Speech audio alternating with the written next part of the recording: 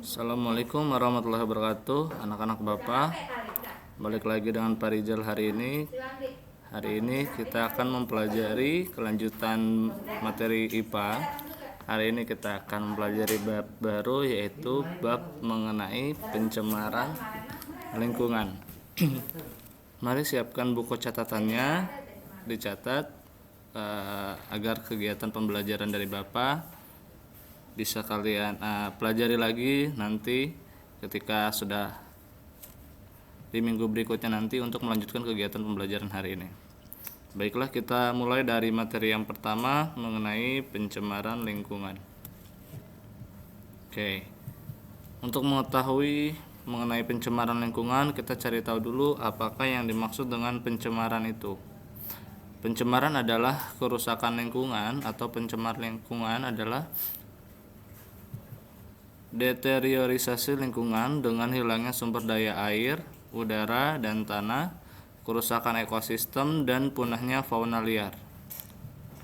Menurut Undang-Undang Nomor 4 Tahun 1982, kerusakan pencemaran lingkungan dimaksud dengan masuknya atau dimasukkannya makhluk hidup, zat energi, dan atau komponen lain ke dalam lingkungan, atau berubahnya tatanan lingkungan oleh kegiatan manusia atau proses alam sehingga kualitas lingkungan turun sampai ke tingkat yang tertentu, sehingga menyebabkan lingkungan menjadi kurang atau tidak dapat berfungsi lagi sesuai dengan peruntukannya.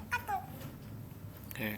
Pada bab ini nanti kita akan mempelajari mengenai pengertian pencemaran lingkungan, lalu jenis-jenis pencemaran lingkungan, sumber-sumber pencemaran lingkungan, dampak pencemaran lingkungan, dan evaluasi soal. Oke. Kita mulai dari jenis-jenis pencemaran lingkungan. Jenis-jenis pencemaran lingkungan itu yang pertama yang akan kita pelajari adalah pencemaran air. Ya, ini adalah gambarnya nih.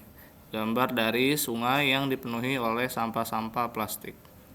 Nah, pencemaran air adalah suatu perubahan keadaan di suatu tempat penampungan air seperti danau, sungai, lautan, dan air tanah akibat aktivitas manusia.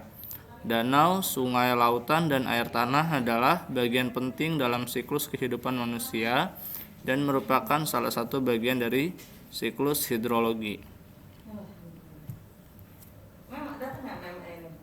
Yang kedua yang akan kita pelajari yaitu pencemaran udara. Ini gambarnya nih. Pencemaran udara. Pencemaran udara adalah suatu kondisi di mana kualitas udara menjadi rusak dan terkontaminasi oleh zat-zat lain, baik yang tidak berbahaya maupun zat yang bisa membahayakan kesehatan tubuh manusia. Zat pencemarnya untuk mencemari udara contohnya adalah karbon monoksida, nitrogen oksida, sulfur oksida, ozon, hidrokarbon, klorin, partikulat, dan timah.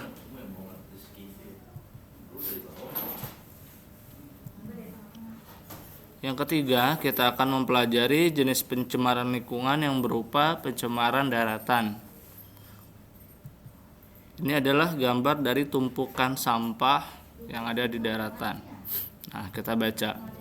Pencemaran tanah adalah keadaan di mana bahan kimia buatan manusia masuk dan merubah lingkungan tanah alami.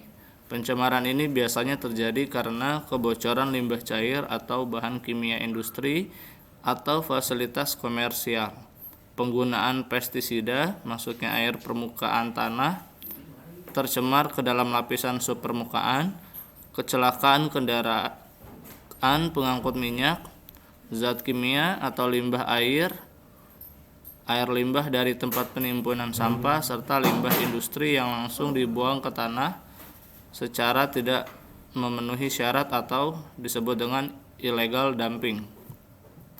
Nah, ciri-ciri dari tanah yang tercemar adalah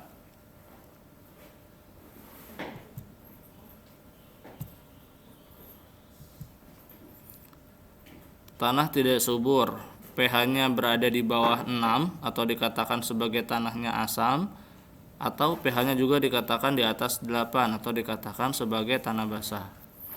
Tanahnya berbau busuk, mengandung logam berat, dan mengandung sampah anorganik.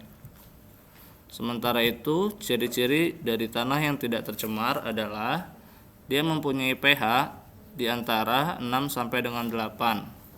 Jadi tingkat keasamannya antara 6 sampai dengan 8. Tidak berbau busuk, tidak kering, memiliki tingkat kegemburan yang normal, tidak mengandung logam berat, dan tidak mengandung sampah anorganik.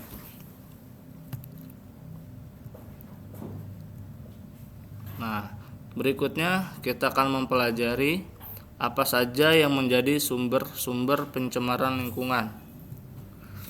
Yang pertama, ada yang bersumber dari kegiatan industri, ada juga yang bersumber dari kegiatan rumah tangga, dan ada juga yang bersumber dari kegiatan pertanian.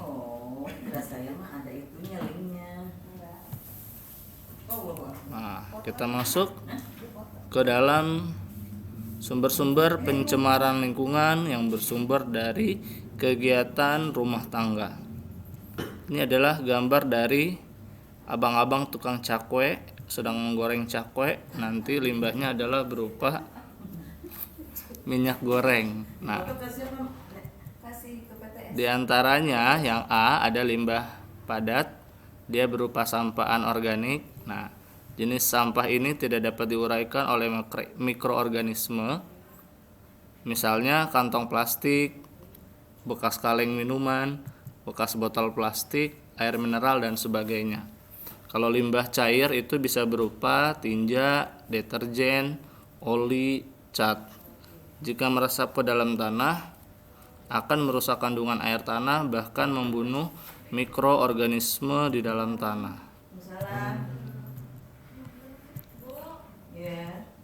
Kemudian limbah yang berasal dari kegiatan industri. Nah, limbah yang berasal dari kegiatan industri akan kita pelajari pada pertemuan kita berikutnya. Cukup sekian pertemuan kita hari ini anak-anak. Jangan lupa kamu ulang lagi kegiatan pembelajaran ini apabila ada yang terlewat. Jangan lupa kamu catat dari awal hingga akhir kegiatan pembelajaran kita pada hari ini. Apa akhiri, Assalamualaikum warahmatullahi wabarakatuh.